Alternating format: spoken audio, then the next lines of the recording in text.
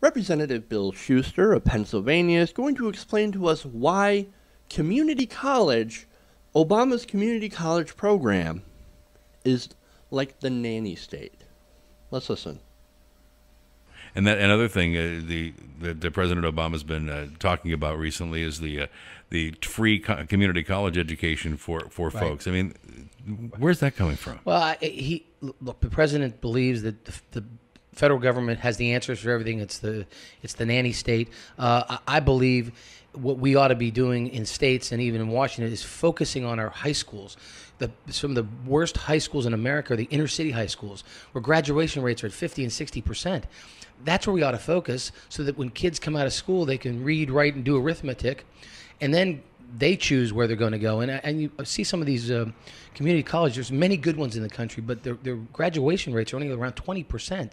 Yeah. And I just think when you give somebody something for free, they don't invest in themselves as much as they would if they have to put their dollars dollars on the block. Oh, okay. Now, you started out making a decent point. We need to work in our high schools, and that inner city high schools are terrible, right? I agree. They are terrible. Do you know why they are terrible, Mr. Representative Shuster? It's because there's no money going into those schools. All of the funding continues to get taken away from inner city schools and shuffled everywhere else. And states continue to cut education. Pretty easy. But no, instead of tackling the real issue of high school and how we're not preparing our children for community college, which, by the way, is really a good point. That is a good point. We are not preparing our children for college. You would be surprised. So many people need to take remedial classes in community college or in other colleges to catch up to what they didn't learn in high school. And that's a serious problem. And that involves changing the system of high school. But now we're talking about community college. Where he goes off the rails is where he says, but that's the nanny state. What's the nanny state helping people go to school and get an education for 2 years? If they continue, remember, there's a caveat. You have to get a 2.5 grade point average. Now, for me, that was pretty easy. I get to 3.5 without really trying all that hard. I could have got a 4.0, but I was lazy. But he thinks that everybody's going to be lazy and just not put anything into their education. Except that the facts don't bear that out. You see, he says, I just think when you give somebody something for free, they don't invest in themselves as much as they would if they had to put their dollars on the block. Now, you still have to put dollars on the block. Because student loans and, student loans you have to pay back. Okay?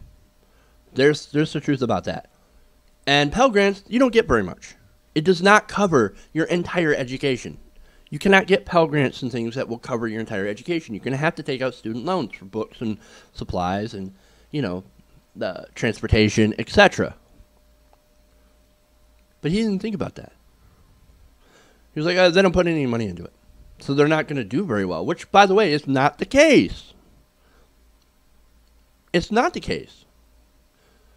Nearly 2/3 of all college dropouts had been paying for their own education and did not have scholarships or financial aid. And one of the reasons that people drop out is because they can't afford it.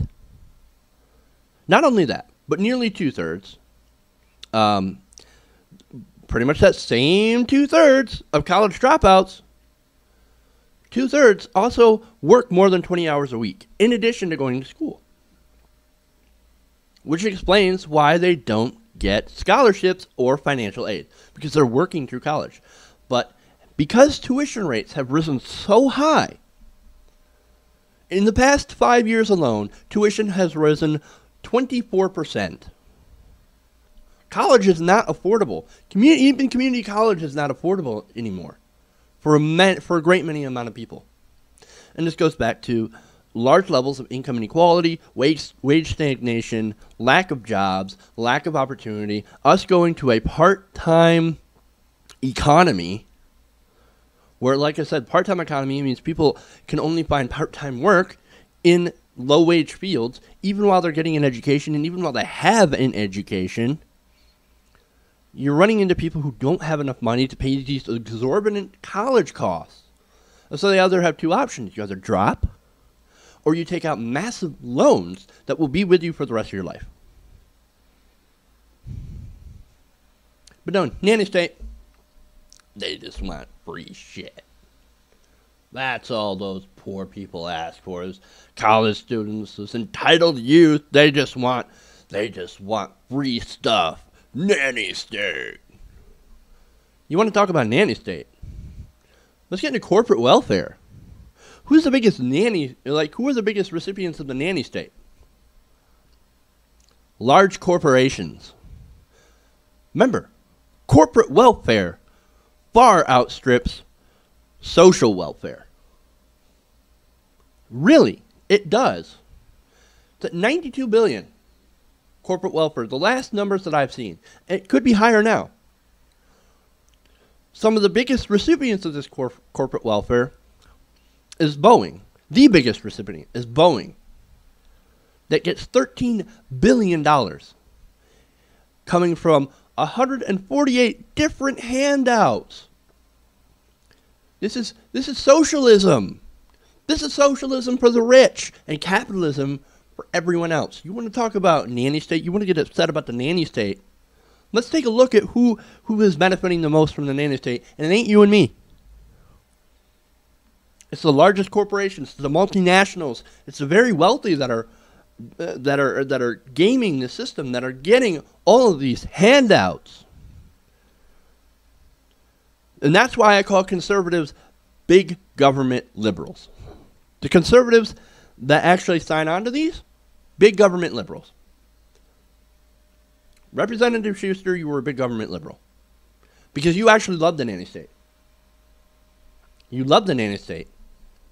And because you love giving corporations welfare. If corporations are people, they are the moochers. They are the moochiest people I have ever met. Let's talk about Shell, receiving $2.4 billion a year across 79 different subsidies. Shell, which, by the way, that's not an American corporation. That's a foreign corporation. Technically, it's a multinational, but still.